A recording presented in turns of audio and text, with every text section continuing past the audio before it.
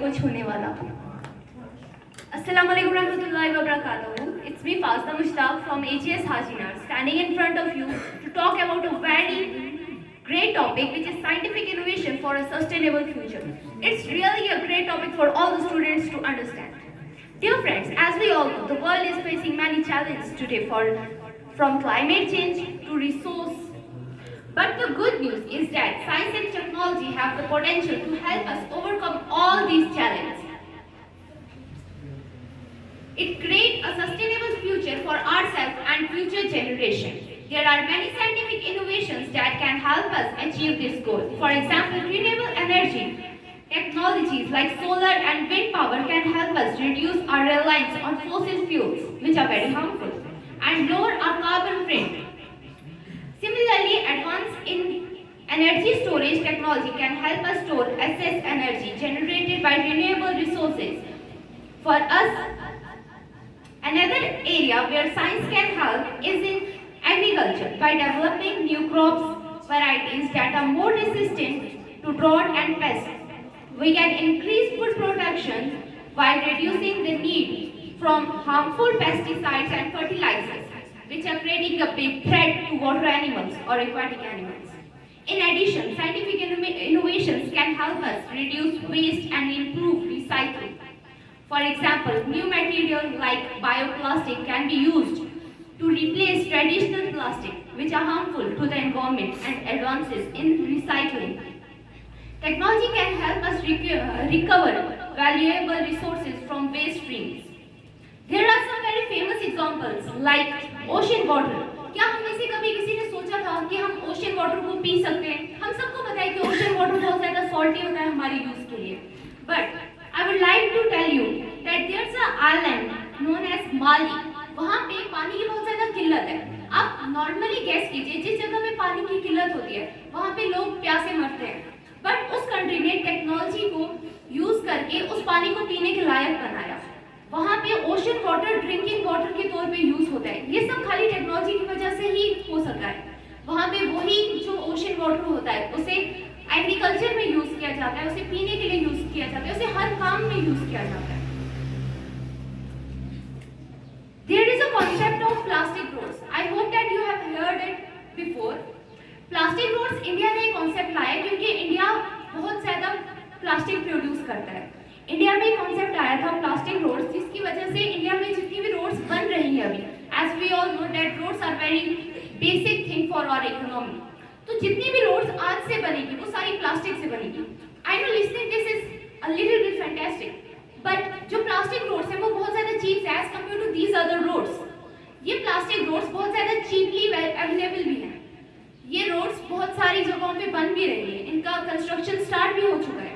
Plastic brick नाम का भी एक कॉन्सेप्ट आया जो कि बिल्डिंग्स में यूज होती है. एज वी ऑल नो ये जो हमारे बिल्डिंग्स में यूज होती है ये वाली ब्रिक्स मिट्टी से बनती है. बट दोस प्लास्टिक ब्रिक्स वो बॉटल से बनती है. बॉटल्स के अंदर प्लास्टिक का वेस्ट डाल के उससे प्लास्टिक ब्रिक्स क्रिएट करना और उसके बाद उसकी बिल्डिंग बनाना जो कि बहुत ज़्यादा मजबूत है.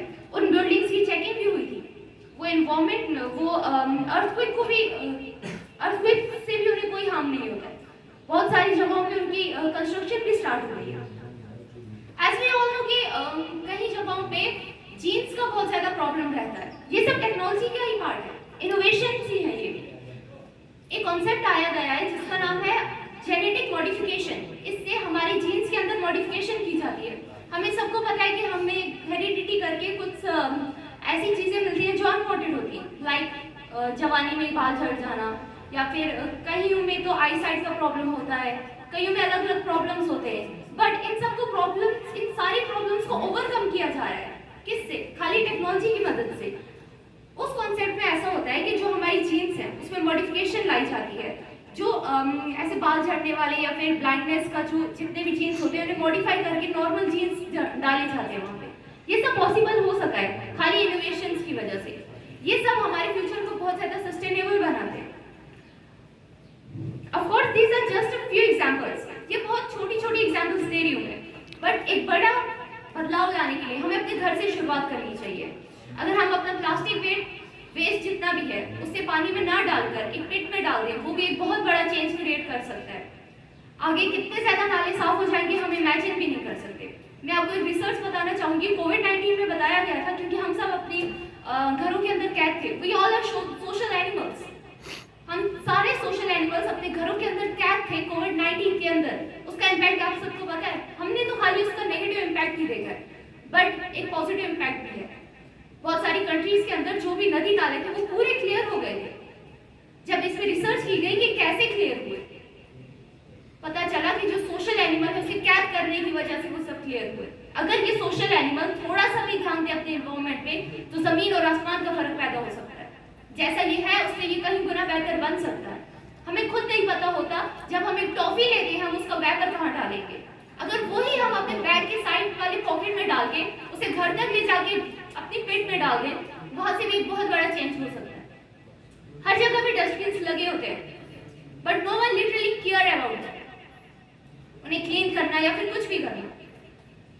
इंडिया में बहुत सारी रिसर्च की जाती है, जिनकी रिपोर्ट्स भी आती हैं। एक बार रिसर्च में पाया गया था कि एक गाय खाली प्लास्टिक, एक काऊ प्लास्टिक खाने की वजह से उसकी डेथ हो गई थी। I think it was a research from Gujarat. वहाँ पे एक फॉर्म में रिसर्च हुआ था, गायों की कंटिन्यूसली वहाँ पे मौत हो रही थी। जो चेक किया गया, जो हम अपने एनिमल्स को ऐसे बाहर खुले में घूमने के लिए भेज देते हैं, वहाँ से उसने कहीं प्लास्टिक खा लिया था, एंड बहुत ज्यादा प्लास्टिक उसके स्टमक में मिला था। आपको पता है ये प्लास्टिक कितना हार्मफुल है, खाली हमारे लिए नहीं, हमारी फ्यूचर जनरेशन के लिए भी। इस प्लास्टिक के इतने ज्यादा नेगेटिव इम्पैक्ट्स हैं, पॉजिटिव से भी ज्यादा। हम एक चीज के पॉजिटिव इम्पैक्ट्स और नेगेटिव इम्पैक्ट्स दोनों को कंपेयर करके हमें ये डिसाइड करना चाहिए कि हम क्या करें। चेंज बहुत छोटे होते हैं, हमें बेसिक से स्टार्ट करके बहुत बड़ी चीज तक छोड़ना होता है। जब भी हमें एक स्टेयर चढ़नी है, हम डायरेक्ट ऊपर वाली पीढ़ी पे नहीं जा सकते। We have to start from the bottom, so we have to start from our home. Thank you very much.